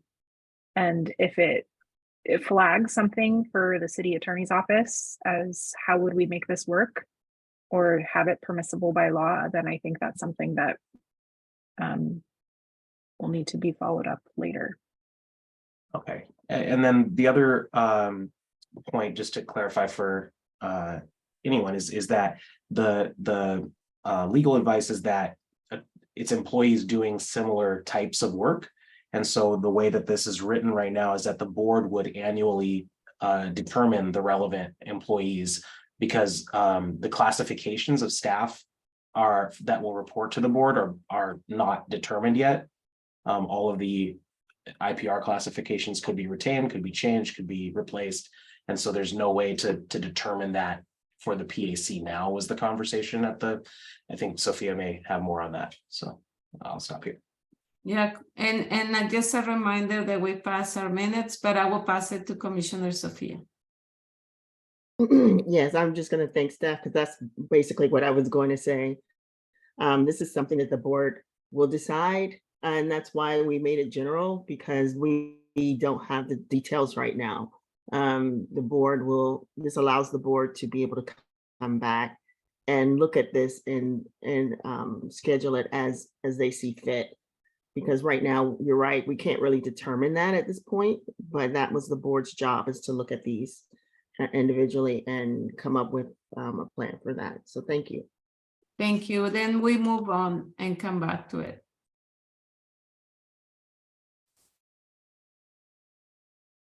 And do we have Any questions, suggestions, or comments about the 4?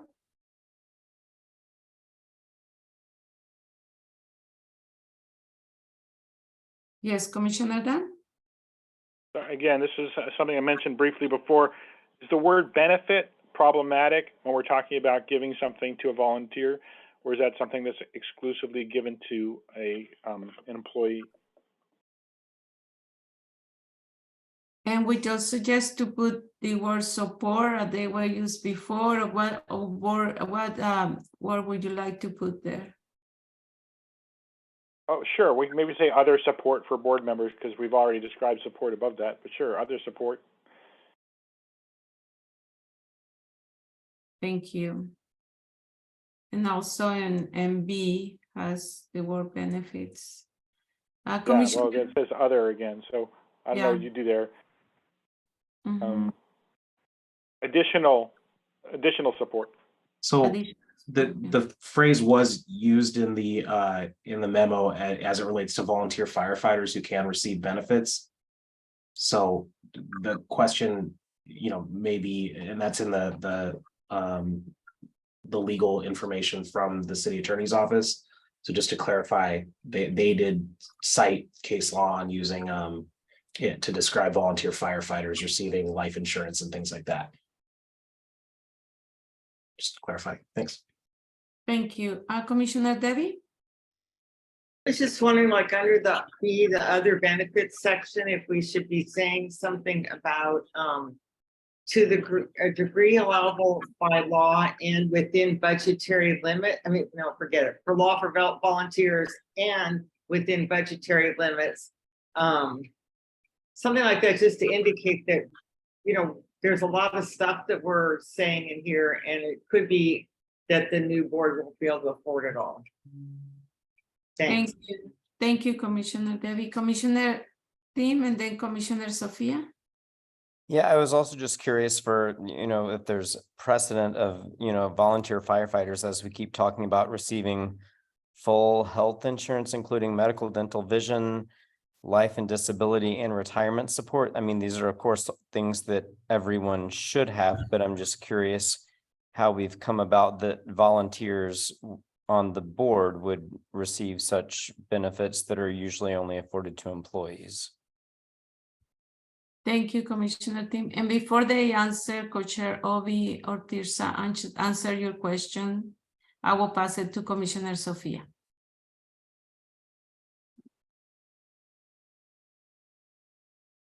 I would like just Commissioner Obi and pass it. I'll go after Commissioner Co-Chair Tirsa and Obi. Thank you. The short answer is yes, it's included in the city attorney's office legal advice board compensation sheet that went out to us. And yeah, it's included as part of reasonable benefits where firefighters did or were able to receive such reasonable benefits.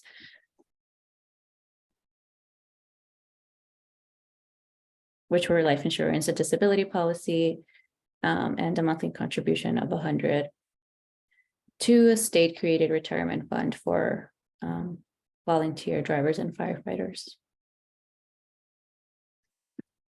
Thank you. Commissioner Sophia?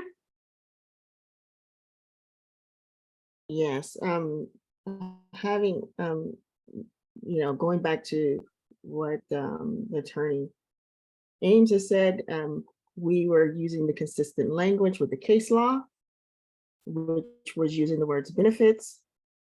And I wanted to go back to that, and so we could be consistent with the case law. So when the questions come up, and then the other item is I'd like to strike within budgetary limits.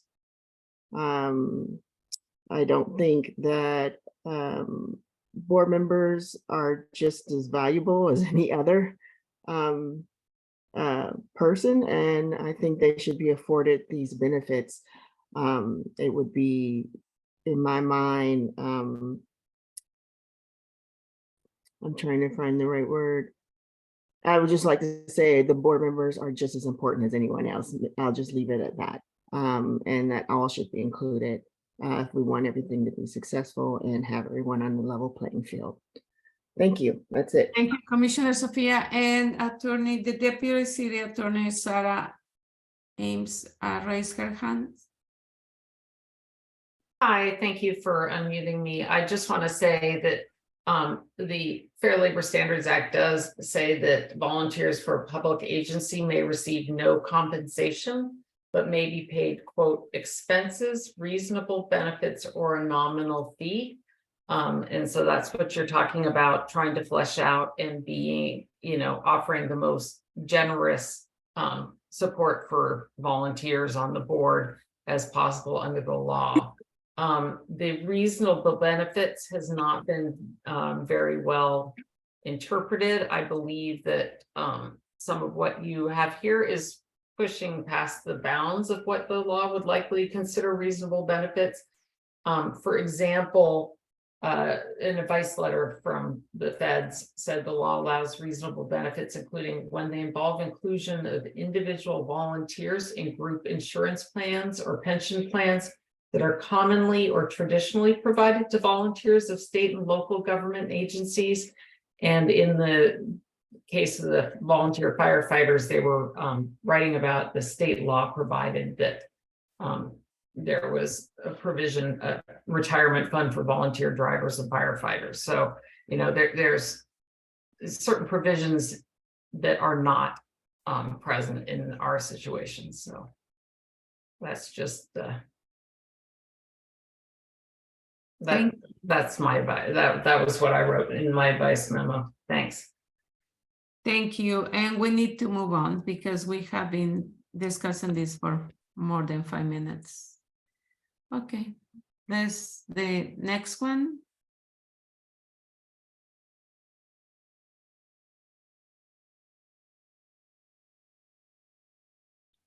Is there any question? Comments?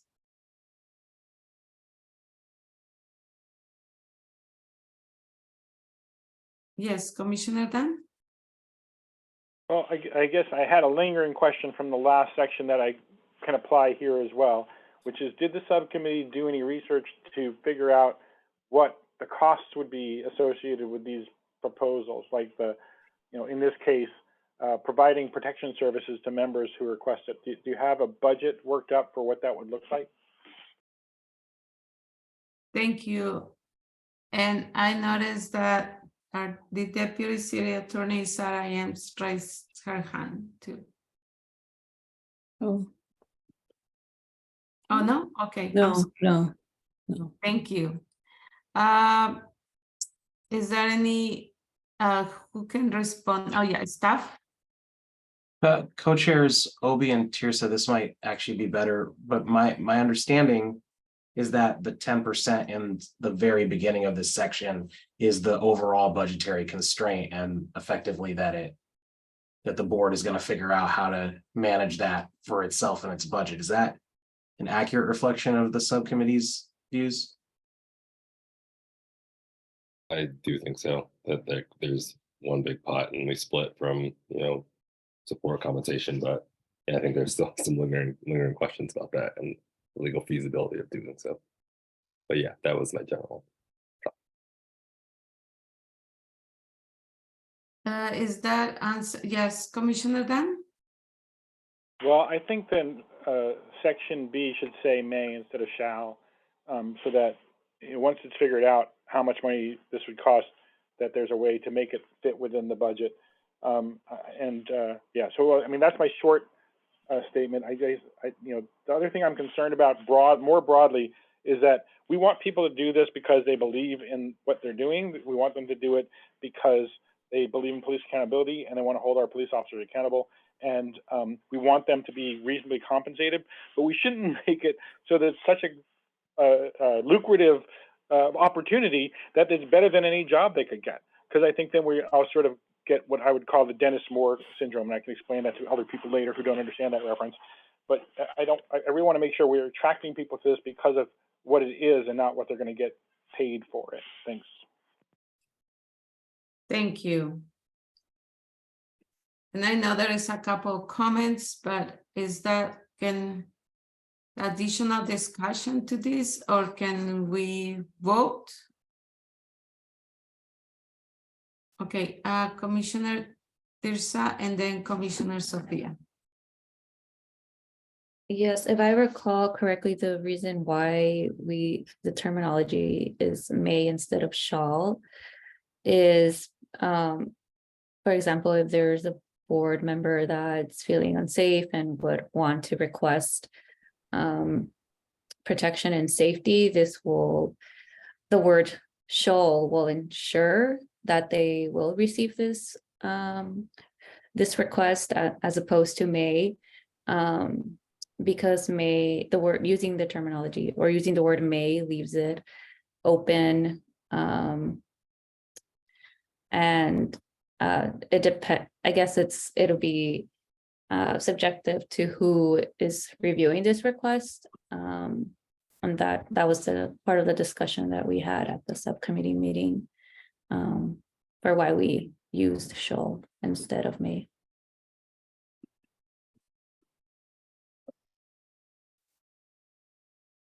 Thank you. Commissioner Sophia? Yes, I'm going, pivoting off exactly what Co-Chair Tirsa has talked about. Shall was provided because you have to value your members on the board. And this is not like some other commission. There are people who are, this position is subject to all kinds of threats.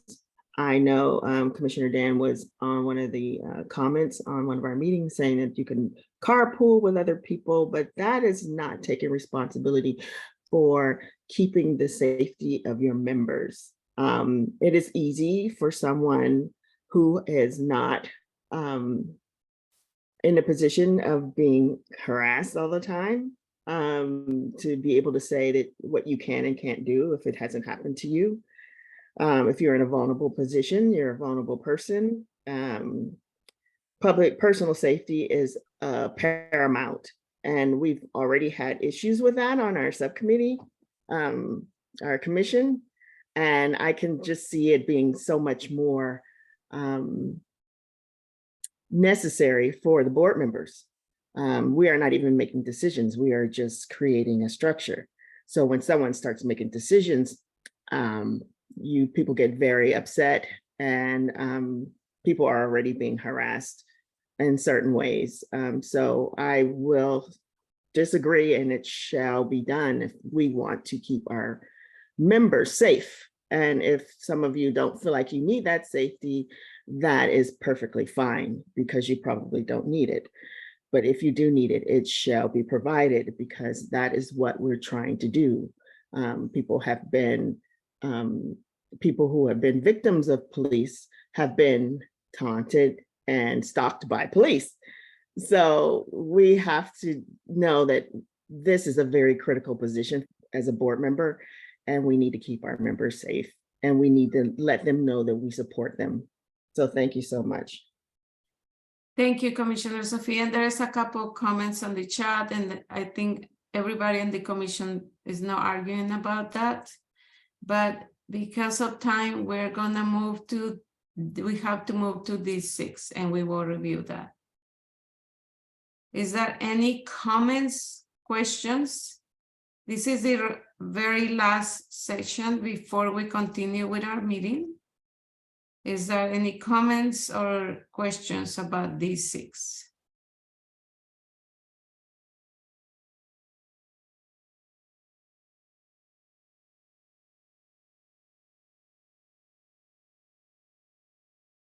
Can we move on?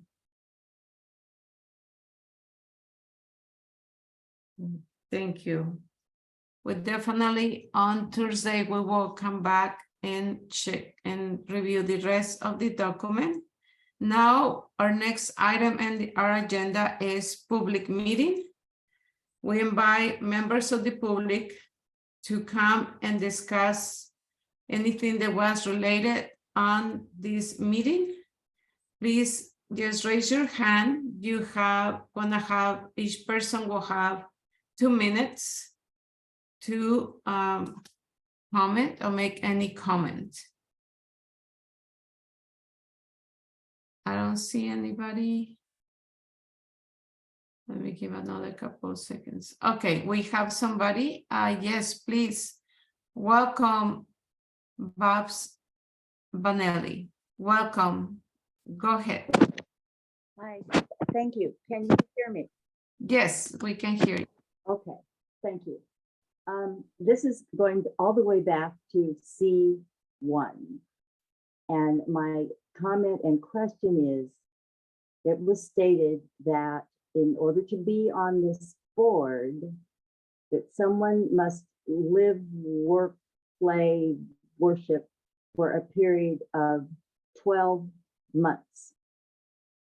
In my humble opinion, that's really not long enough to have been in our city, to have experienced our city, and then to be entrusted with this incredible oversight responsibility.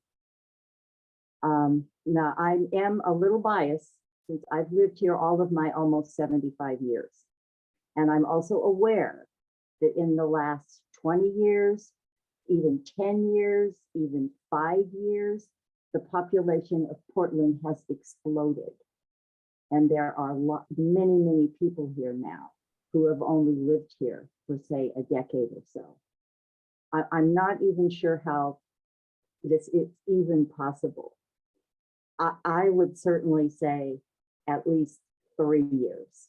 Now that's probably impossible. It may be too late, but 12 months to fully grasp the complexity of all we're dealing with in the city, all that we're looking towards as we voted to change our city charter. So the whole way the city is going to be governed and function, it's significant changes. So I'm just putting that out there. And to close, I will just say, I have sat in, zoomed in, listened, watched to several of these meetings over the last month, 6 weeks. I am in awe of the work you all are doing, of your commitment, your dedication, the respect you have for each other, the way you problem solve, the way you don't give up and you make sure that everyone is heard before you take a vote. So thank you for all you're doing. Thank you for listening to my concern. I love my city of roses, and I want to see it be the best possible city that it can be. Thank you.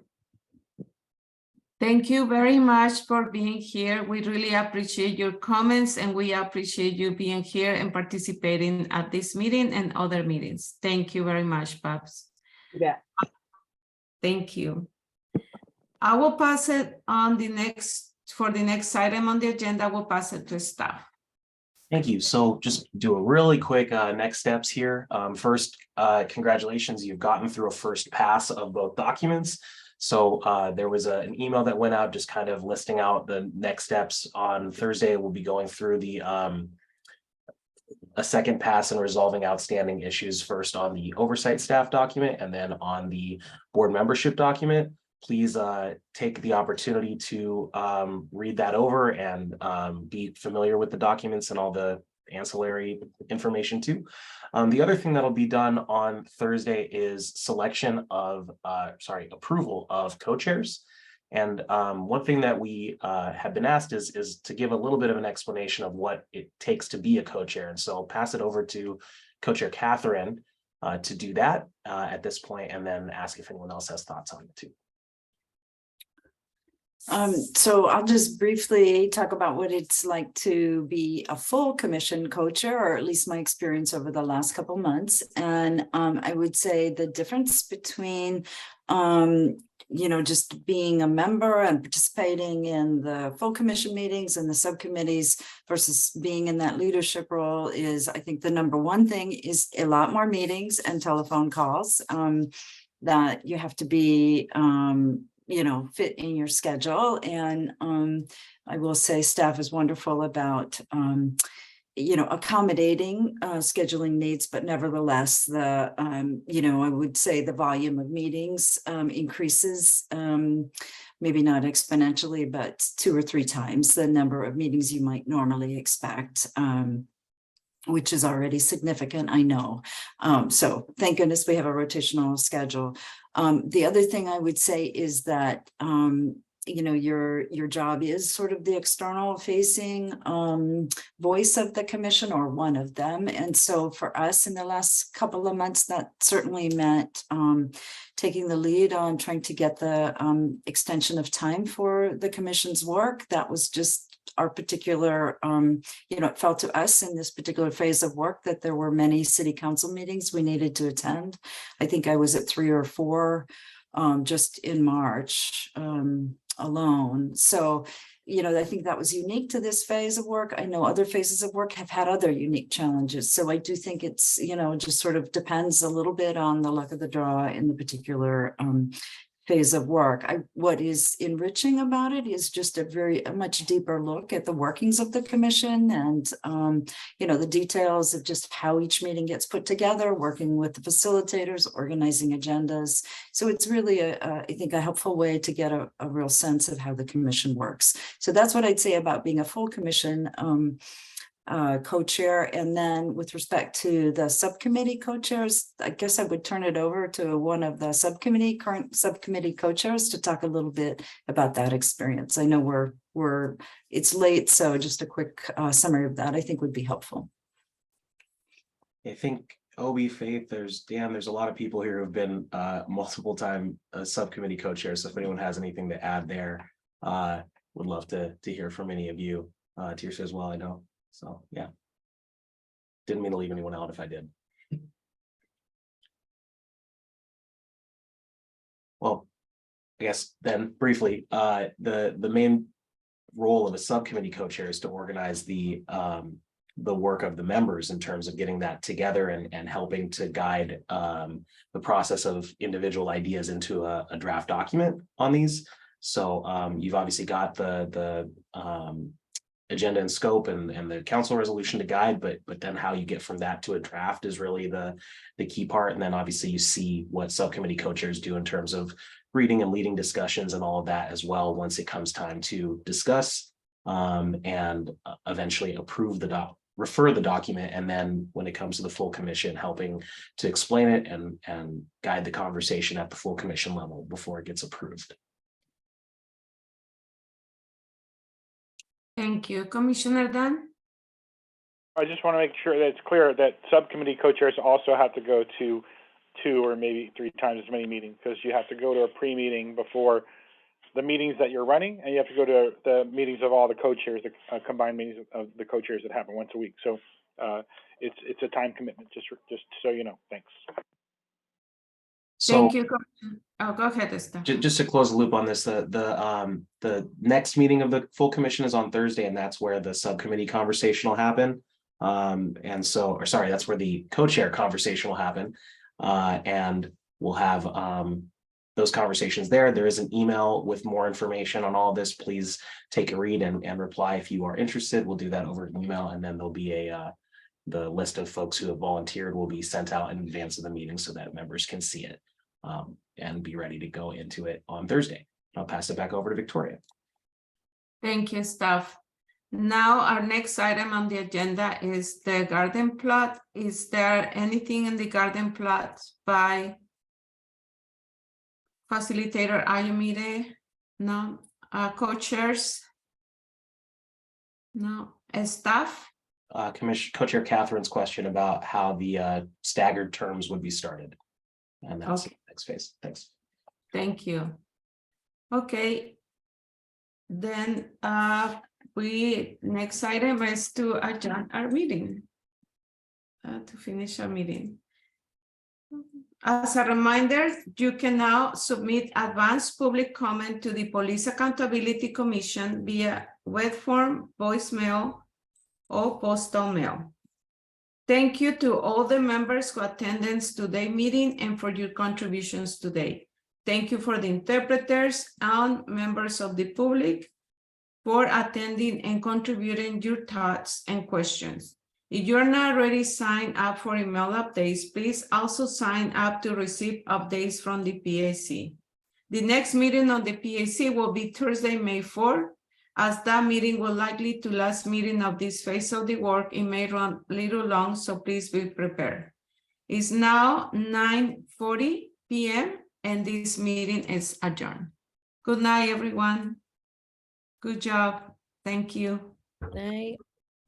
Thank you.